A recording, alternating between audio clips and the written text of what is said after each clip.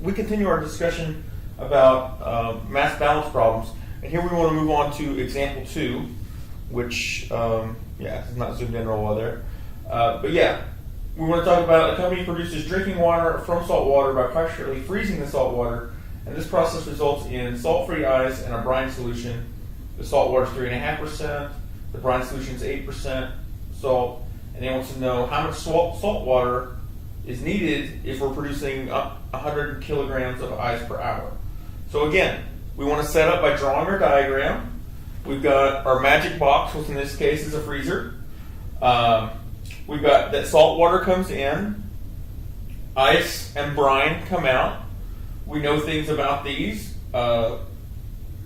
We know that the salt water coming in is 3.5% salt, that the ice coming out is salt-free, so it's 0% salt.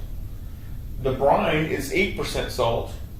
We know that the amount of ice coming out is 100 kilograms per hour. What we don't know is how much salt water is coming in, and for that matter, how much brine is coming out. One of the things you'll notice here in the variables I chose to use, I used M with a little dot over it, and that's to stand for a mass flow rate. So I used M for mass, and the dot indicates that it's a flow rate, meaning that it's going to be something like kilograms per hour or pounds per hour, as opposed to just stationary, which would be kilograms. But to indicate that this is flow, that it's happening over and over, we have that little indicator there. Okay. And so what's implied by this that we haven't put in there is that means that this is also 96.5% water.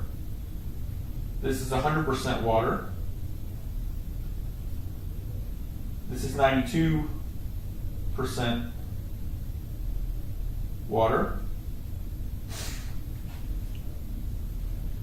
Also, I haven't written what the required was. So what they're actually asking us to find is M1. So technically, we don't even have to solve M2 to get this question correct, although obviously we're going to need it to make sure things work out. Okay, so we've got our given, we've got our required, and now for the solution, we need to set up our mass. So for our mass balances, hopefully remember, we know that N has to equal out, and we know we can do that for 3 different things. We can do it for the overall, and then we can do it for the salt, and we can do that for the water. So let's set up each one of those. So the overall is easy. M1 comes in, M2 and M3 go out. So mass 1 in equals mass 2 plus mass 3 out. Then we can do it for the salt. We know that 3.5% of M1, lost my dot, is salt. 8% of M2 is salt, and none of M3 is salt. So that one's going to just go away. Also, we know later that we know the actual value of that we could replace this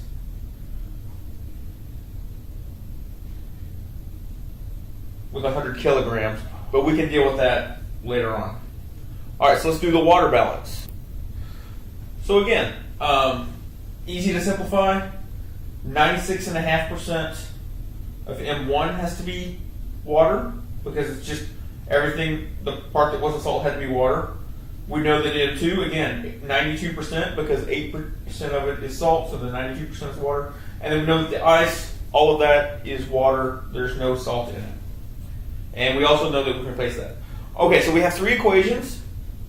We actually know M3 already, so we really just have 2 unknowns, M1 and M2, which is good because, again, remember, of these 3 equations, we really only have 2 independent equations, because if we just add these 2 together, we end up right back with the overall balance.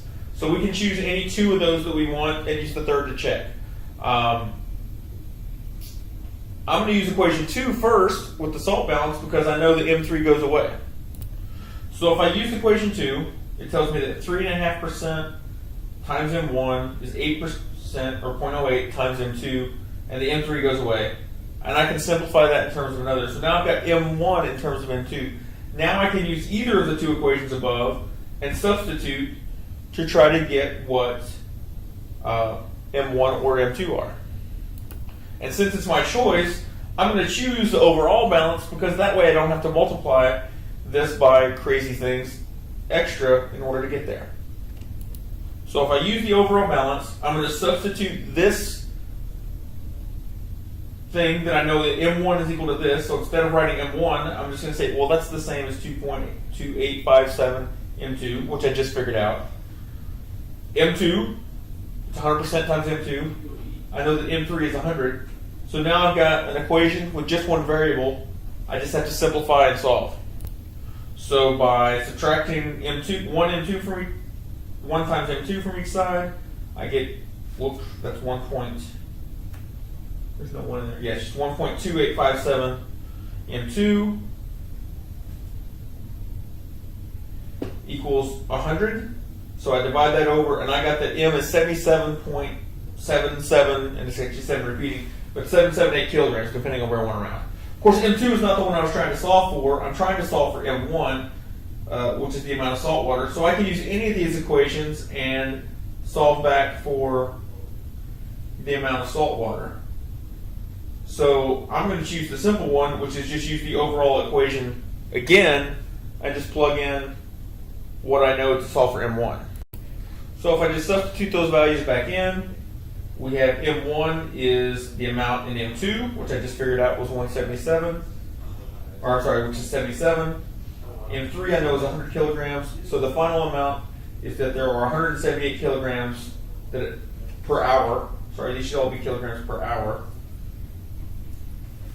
because that was 100 kilograms per hour of ice that's required. So I get 177.8, and then the good idea would be to check it. And to check it, I'm actually going to use the one that I haven't touched. That way it's most likely to be correct. So we'll check it. Again, I'll say I'll use equation 3, which is the water balance, the one I haven't touched.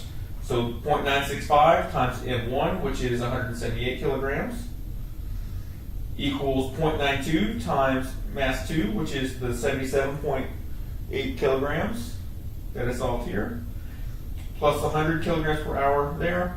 So by plugging those in, punching those in my calculator, I get 171.77 for the left side, 171.576 for the right side, and that's going to be close enough. Again, these just come down to the amount of rounding I did. If I put in more exact answers, these would be closer to precise. But that's why we deal with significant figures. We want to be precise to 3 significant figures. We're definitely precise to 3 significant figures. And so that would be correct. So that's how we would work this problem.